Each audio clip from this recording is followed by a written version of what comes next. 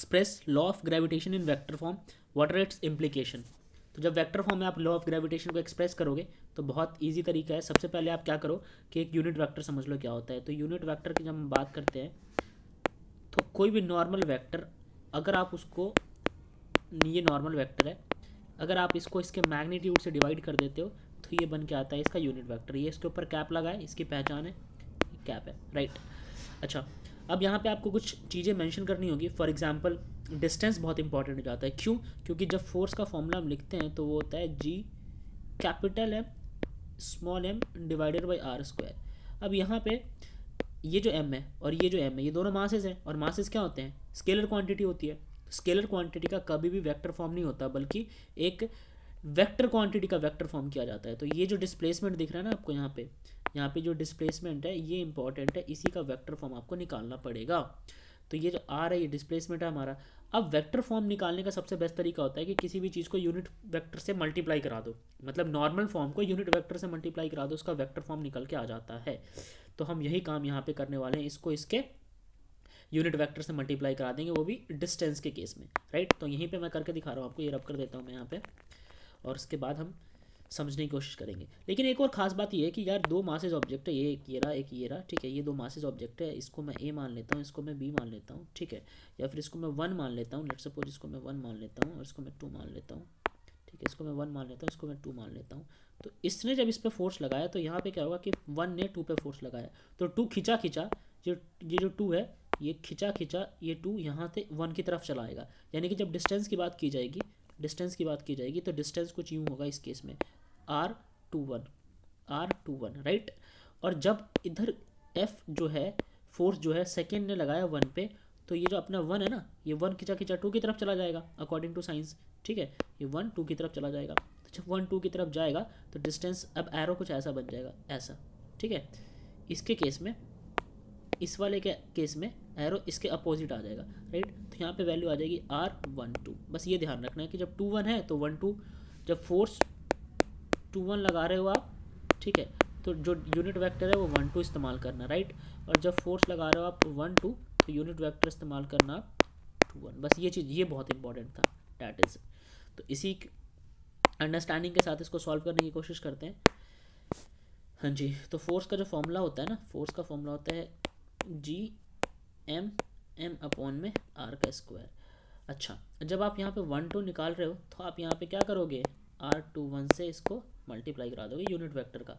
और अगर आप यहाँ पे 2 1 निकाल रहे हो तो क्या करोगे, तो आप पहले तो इस फोर्स का फॉर्मूला लिखोगे और यहाँ पे R12 के से मल्टीप्लाई करा दोगे, बस। और हमें पता है कि 1 2 और 2 1 जो है एक दूसरे के इक्वल एंड अपोजिट होता है। कैसे पता है? न्यूटन के थर्ड लॉ के अकॉर्डिंग। तो ये आपका वेक्टर फॉर्म था, ज़्यादा मुश्किल है नहीं, यही चीज़ आपको समझनी है। अच्छा, एक और बात कि यहाँ पे फिर R12 जो है वो भी माइनस ऑफ R21 के इक्वल होगा, ठीक है। तो ये छोटी छोटी बातें थी, इसको आपको समझ लेना है। अब आपको यही एक अगला क्वेश्चन मैं करा रहा हूँ, ये क्वेश्चन नंबर 12 है। अच्छा, ये है स्नेल्स लॉ के ऊपर बेस्ड, ठीक है। तो क्वेश्चन नंबर 12 समझो, ये है क्वेश्चन नंबर 12 और इसे हम कहेंगे स्नेल्स लॉ।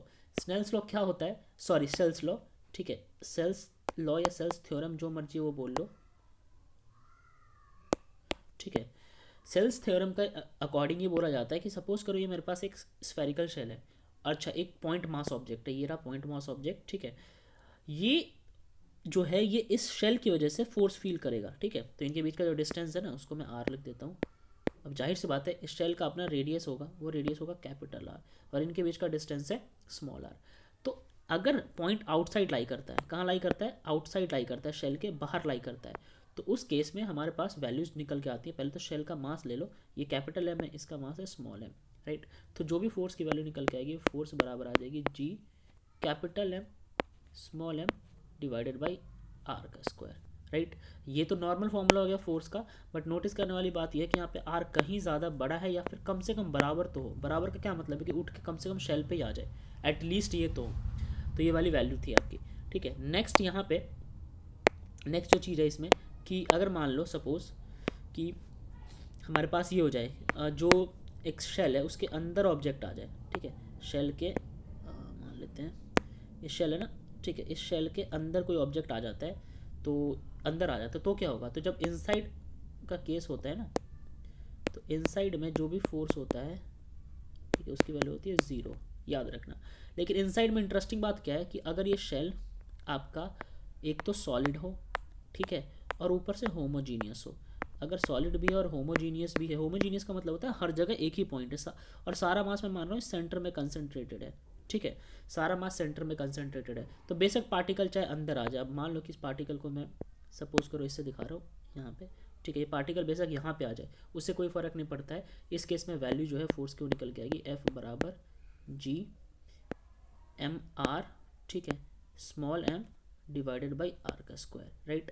अच्छा, इसको आप ये भी लिख सकते हो G M M divided by R cube multiply by small R. ऐसा क्या किया मैंने, ये कैसे आ गया, इस वाले इक्वेशन को इसी वाले इक्वेशन को आप नोटिस करो, इसी वाले इक्वेशन को अगर आप मल्टीप्लाई एंड डिवाइड करा दोगे ना आर से, कैपिटल आर और स्मॉल आर से, तो आपको समझ आ जाएगा, ठीक है। तो ये आपका आंसर हो गया शेल थ्योरम का, ठीक है।